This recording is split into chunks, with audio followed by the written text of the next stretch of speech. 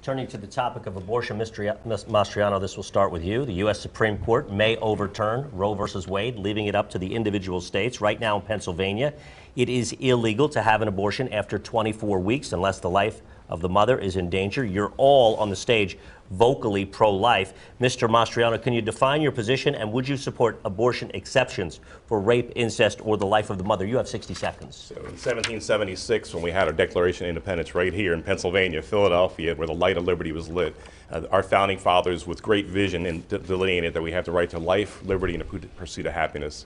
Sadly, that was no longer true in 1973 with that decision by Roe v. Wade by the U.S. Supreme Court. I am pro-life. It's the number one issue. In fact, I do believe, Dennis, and correct me if I'm wrong, but 3 years ago, my first bill, I believe, was a heartbeat bill together with Representative Stephanie Borowicz. She did cover that. And I'm at conception. We're going to have to work our way towards that. I did see when the U.S. Congress under Congressman Hyde and Congressman Smith tried to do, all or nothing, and they got nothing. And now we have 60-some million murdered babies. This is a national catastrophe. And so we're going to move with alacrity, with speed on the heartbeat bill, and we're going to get it down. Sadly, the 24 weeks only came to fruition, not thanks, but due to that awful thing that happened with Gosnell in Philadelphia. These houses are unclean and unsafe. I don't give way for exceptions either. Kathy Barnett is going to be our next U.S. Senator. She is a product of rape. Okay, thank you. Let's move to Mr. White. Same question. Do you support any exceptions for abortion in the cases of rape, incest, or the life of the mother? You have 60 seconds. Yeah, I'm number 9 of 14 children. So life started with my parents teaching us exactly what a gift life is. And I think life is a gift. I have a special needs son, my son Brian, which I speak about a lot out in the campaign trail. A 33-year-old, beautiful young boy with the mentality of about a 5-year-old. And when I was 26 and Brian was born, I had no idea what Brian's future was going to be or our future. I was probably making $5, $6, $7 an hour and was worried about what was ahead of us. But you found out very quickly what a gift from God Brian is. Brian has a smile and smiles all day, and I tell people this. Brian has never had a bad day in his life, and we should all be so lucky.